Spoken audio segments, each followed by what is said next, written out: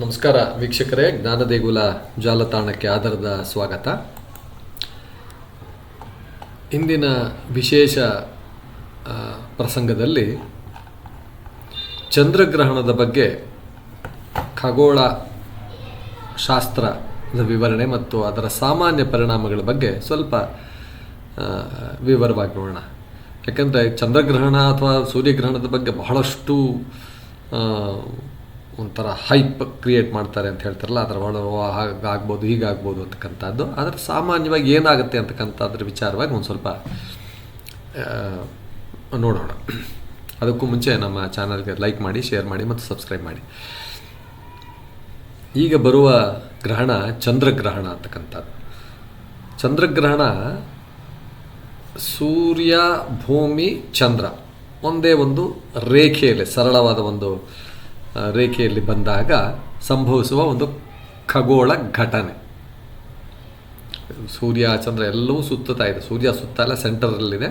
ಆದರೆ ಚಂದ್ರ ಮತ್ತು ಭೂಮಿ ಸುತ್ತಾ ಇರುವಾಗ ಒಮ್ಮೊಮ್ಮೆ ಚಂದ್ರ, ಸೂರ್ಯ, ಭೂಮಿ ಎಲ್ಲವೂ ಕೂಡ ಒಂದೇ ನೇರಕ್ಕೆ ಬರ್ತಕ್ಕಂಥ ಒಂದು ಸಂಭವ ಇರುತ್ತೆ. ಅಂಥ ಸಮಯದಲ್ಲಿ ಆಗುವ ಒಂದು ಘಟನೆಗೆ ಚಂದ್ರಗ್ರಹಣ ಅಥವಾ ಸೂರ್ಯಗ್ರಹಣ ಅಂತಾರೆ. ಇಲ್ಲಿ ಚಂದ್ರಗ್ರಹಣದಲ್ಲಿ ಭೂಮಿ ಮಧ್ಯೆ ಇರ್ತಾನೆ, ಚಂದ್ರ ಮತ್ತು ಸೂರ್ಯ ಈ ಭಾಗದಲ್ಲಿ ಇರ್ತಾರೆ. ಇನ್ನು ಈ ಸಮಯದಲ್ಲಿ ಭೂಮಿಯ ನೆರಳು ಚಂದ್ರನ ಮೇಲೆ ಬೀಳುತ್ತೆ. ಅಂದರೆ ಸೂರ್ಯ ರಶ್ಮಿ ಡೈರೆಕ್ಟಾಗಿ ಚಂದ್ರನ ಮೇಲೆ ಬೀಳೋದಿಲ್ಲ, ಸೂರ್ಯನ ರಶ್ಮಿ ಭೂಮಿಯ ಮೇಲೆ ಬಿದ್ದಿರುತ್ತೆ. ಭೂಮಿ ಆ ಚಂದ್ರನನ್ನು ಸಂಪೂರ್ಣವಾಗಿ ಒಂದು ರೀತಿಯಾಗಿ ಕವರ್ ಮಾಡಿರೋದ್ರಿಂದ ಸೂರ್ಯನ ಕಿರಣಗಳು ಚಂದ್ರನ ಮೇಲೆ ಬೀಳೋದಿಲ್ಲ. ಇದರಿಂದ ಒಮ್ಮೊಮ್ಮೆ ಚಂದ್ರ ಭಾಗಶಃ ಅಥವಾ ಸಂಪೂರ್ಣವಾಗಿ ಕತ್ತಲೆ ಆಗಿರುತ್ತೆ ಅಂತಕ್ಕಂಥದ್ದು. ಇದು ಸಂಪೂರ್ಣವಾಗಿ ನಾವು ಖಗೋಳ ವಿಜ್ಞಾನ, ಖಗೋಳ ಶಾಸ್ತ್ರಾಧಾರಿತವಾದ ಘಟನೆ. ಇನ್ನು ಚಂದ್ರಗ್ರಹಣದಲ್ಲಿ ಹಲವಾರು ವಿಧಗಳಿದೆ. ಸಂಪೂರ್ಣ ಚಂದ್ರಗ್ರಹಣ ಅಂತಕ್ಕಂಥದ್ದು ಅಂದರೆ ಭೂಮಿಯ ಸಂಪೂರ್ಣ ಗಾಢ ನೆರಳು, ಉಂಬ್ರಾ ಅಂತ ಹೇಳ್ತಾರೆ ಇಂಗ್ಲೀಷಲ್ಲಿ, ಸಂಪೂರ್ಣ ಚಂದ್ರನ ಮೇಲೆ ಬೀಳುತ್ತದೆ. ಕೆಲವೊಮ್ಮೆ ಚಂದ್ರನು ಕೆಂಪು ಬಣ್ಣದಲ್ಲಿ ಕಾಣ್ತಾನೆ, ಬ್ಲಡ್ ಮೂನ್ ಅಂತ ಹೇಳ್ತಾರೆ. ಒಮ್ಮೊಮ್ಮೆ ಕಾಣಿಸೋದಿಲ್ಲ, ಕಪ್ಪಾಗ್ಬಿಟ್ಟಿರುತ್ತೆ. ಭಾಗಶಃ ಚಂದ್ರಗ್ರಹಣ, ಚಂದ್ರನ ಒಂದು ಭಾಗ ಮಾತ್ರ ನೆರಳಿನಲ್ಲಿ ಇರುತ್ತದೆ, ಇನ್ನೊಂದು ಭಾಗ ಇದು ಪೌರ್ಣಮಿ ಆದ್ದರಿಂದ ಸ್ವಲ್ಪ ಭಾಗ ಕಾಣಿಸುತ್ತೆ, ಸ್ವಲ್ಪ ಭಾಗ ಕಾಣಿಸೋದಿಲ್ಲ. ಇನ್ನು ಉಪಛಾಯಾಗ್ರಹಣ, ಪೆನಂಬರಲ್ ಅಂತ ಹೇಳ್ತಾರೆ, ನೆರಳು ಸಣ್ಣ ಪ್ರಮಾಣದಲ್ಲಿ ಬೀಳುತ್ತದೆ, ಸ್ಪಷ್ಟವಾಗಿ ಕಾಣೋದಿಲ್ಲ ಅಂತಕ್ಕಂಥದ್ದು. ಇವು ಮೂರು ರೀತಿಯಲ್ಲಿ ಆಗಬಹುದು ಅಂತಕ್ಕಂಥದ್ದು.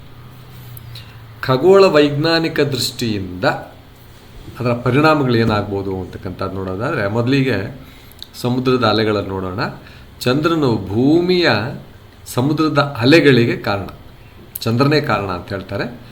ಚಂದ್ರನ ಗುರುತ್ವಾಕರ್ಷಣ ಶಕ್ತಿಯಿಂದ ಅಥವಾ ಸೂರ್ಯನ ಗುರುತ್ವಾಕರ್ಷಣ ಶಕ್ತಿಯಿಂದಲೂ ಕೂಡ ಈ ಸಮುದ್ರದ ಅಲೆಗಳಿಗೆ ಕಾರಣ. ಗ್ರಹಣದ ಸಮಯದಲ್ಲಿ ಸೂರ್ಯ, ಭೂಮಿ, ಚಂದ್ರ ಎಲ್ಲ ಸರಳ ರೇಖೆಯಲ್ಲಿ ಇರುವುದರಿಂದ, ಒಂದೇ ಇದರಲ್ಲಿ ಇರುವುದರಿಂದ ಗುರುತ್ವಾಕರ್ಷಣ ಶಕ್ತಿಯ ಸಂಯೋಜನೆ ಹೆಚ್ಚಾಗಿರ್ಬೋದು, ಅಲೆಗಳ ತೀವ್ರತೆ ಸ್ವಲ್ಪ ಹೆಚ್ಚಾಗಬಹುದು ಅಂತಕ್ಕಂಥದ್ದು ಒಂದು ಅಂಶ. ಆದರೆ ಇದು ಸಾಮಾನ್ಯ ಅಮಾವಾಸ್ಯೆ, ಪೌರ್ಣಮಿಯ ಅಲೆಗಳಂತೆಯೇ ಇರುತ್ತವೆ. ಅಥವಾ ಅದ್ಭುತ ಅಥವಾ ಅಪಾಯಕರ ಬದಲಾವಣೆಗಳು ಏನೂ ಆಗುವುದಿಲ್ಲ ಅಂತಕ್ಕಂಥದ್ದು. ಇನ್ನು ಮಾನವ ದೇಹ ಮತ್ತು ಮನಸ್ಸಿನ ಮೇಲಿನ ಪರಿಣಾಮ ನೋಡೋದಾದರೆ, ವೈಜ್ಞಾನಿಕವಾಗಿ ಚಂದ್ರಗ್ರಹಣ ಮಾನವನ ಆರೋಗ್ಯದ ಮೇಲೆ ಯಾವುದೇ ನೇರ ಪರಿಣಾಮ ಅಥವಾ ಹಾನಿ ಮಾಡುವುದಿಲ್ಲ. ಕಣ್ಣುಗಳಿಗೂ ಕೂಡ ಅಪಾಯವಿಲ್ಲ, ಸೂರ್ಯಗ್ರಹಣದಂತೆ ಅಲ್ಲ ಅದು. ಕೆಲವರು ಪೌರ್ಣಮಿಯಲ್ಲಿ ಭಾವನಾತ್ಮಕ ಚಲನೆಯನ್ನು ಅನುಭವಿಸ್ತಾರೆ. ಒಂದು ರೀತಿ ಮನಸ್ಸಿನ ಚಂದ್ರಮ ಮನಸೋ ಜಾತಃ ಅಂತ ಹೇಳ್ತಾರೆ. ಆದ್ದರಿಂದ ಚಂದ್ರನಿಂದ ಮಾನಸಿಕವಾಗಿ ಸ್ವಲ್ಪ ಏರ್ಪೇರ್ ಆಗ್ಬೋದು ಅಂತಕ್ಕಂಥದ್ದು. ಮೂಡ್ ಸ್ವಿಂಗ್ಸ್ ಅಂತ ಹೇಳ್ತಾರಲ್ಲ, ಅಥವಾ ಡಲ್ನೆಸ್, ಮೂಡ್ನೆಸ್ ಈ ಥರ ಆಗ್ಬೋದು. ಆಮೇಲೆ ನಾವು ಮಾಡ್ತಕ್ಕಂಥ ನಿದ್ರಾ ಮಾದರಿಯಲ್ಲಿ ಸ್ವಲ್ಪ ಬದಲಾವಣೆ ಕಾಣಬಹುದು. ಇದು ಚಂದ್ರನ ಪ್ರಕಾಶ ಮತ್ತು ಮನೋವಿಜ್ಞಾನ ಸಂಬಂಧಿತ ಪರಿಣಾಮ. ಈ ಗ್ರಹಣದಿಂದಲೇ ವಿಶೇಷವಾಗಿ ಹಾನಿ ಆಗಿದೆ ಅಂತ ಹೇಳಲಿಕ್ಕೆ ಬರೋದಿಲ್ಲ ಅಂತಕ್ಕಂಥದ್ದು ಒಂದು. ಇನ್ನು ಪ್ರಾಣಿ ಪಕ್ಷಿಗಳ ಮೇಲೆ ಪರಿಣಾಮ ಬೀರತಕ್ಕಂಥದ್ದು, ಕೆಲವು ಪ್ರಾಣಿಗಳು ಅಕಸ್ಮಾತ್ ಕತ್ತಲೆ ಕಂಡು ಗೊಂದಲಕ್ಕೀಡಾಗಬಹುದು. ಹಕ್ಕಿಗಳು ಸಂಜೆ ಎಂದು ಭಾವಿಸಿ ಗೂಡಿಗೆ ಮರಳಬಹುದು. ಆದರೆ ಇದು ತಾತ್ಕಾಲಿಕ, ಶಾಶ್ವತವಾಗಿ ಏನಲ್ಲ. ಪರಿಸರದ ಮೇಲೂ ಕೂಡ ಭೂಮಿಯ ಚುಂಬಕ ಕ್ಷೇತ್ರದಲ್ಲಿ ದೊಡ್ಡ ಬದಲಾವಣೆಗಳೇನೂ ಇರುವುದಿಲ್ಲ. ಹವಾಮಾನದಲ್ಲಿ ತಕ್ಷಣದ ಬದಲಾವಣೆಗಳು ಏನೂ ಕಾಣುವುದಿಲ್ಲ. ಸಸ್ಯಗಳ ಬೆಳವಣಿಗೆಯಲ್ಲಿ ಕೂಡ ಯಾವುದೇ ಮಹತ್ವದ ವ್ಯತ್ಯಾಸವಿರುವುದಿಲ್ಲ. ಸ್ವಲ್ಪ ವ್ಯತ್ಯಾಸ ಇರ್ಬೋದೇನು. ಇದು ಕೇವಲ ನೆರಳು ಬೀಳುವ ಘಟನೆ ರೀತಿಯಲ್ಲಿ. ಈ ಮೋಡಗಳೆಲ್ಲ ಸಂಪೂರ್ಣವಾಗಿ ಕವರ್ ಆಗಿದ್ದರೆ ಹೇಗಿರುತ್ತಲ್ಲ ಆ ರೀತಿ ಇರುತ್ತೆ ಅಂತ ಹೇಳ್ಬೋದು. ಸ್ವಲ್ಪ ಮಟ್ಟಿಗೆ ಅದು ಆ ರೀತಿ ಭಾವಿಸ್ಬೋದು. ಸಂಪೂರ್ಣವಾಗಿ ಮಳೆಗಾಲದಲ್ಲಿ ಕಂಪ್ಲೀಟ್ ಕಪ್ಪು ಮೋಡ ಆಕ್ರಮಿಸಿಬಿಟ್ರೆ ನಮಗೆ ಕತ್ತಲೆ ಅನುಭವ ಆಗುತ್ತೆ ಅಲ್ವಾ, ಆ ರೀತಿ ಸ್ವಲ್ಪ ಮಟ್ಟಿಗೆ ಅಂತ ಹೇಳ್ಬೋದು.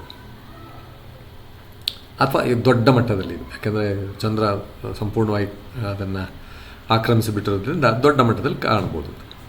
ಇನ್ನು ಮಾನಸಿಕ ಮತ್ತು ಸಾಂಸ್ಕೃತಿಕ ದೃಷ್ಟಿಯಿಂದ ನೋಡೋದಾದರೆ, ಭಾರತೀಯ ಸಂಸ್ಕೃತಿಯಲ್ಲಿ ಗ್ರಹಣದ ಸಮಯದಲ್ಲಿ ಧ್ಯಾನ, ಜಪ ಇದೆಲ್ಲ ಮಾಡುವುದು ಬಹಳ ವಿಶೇಷವಾಗಿ ಇರುತ್ತೆ.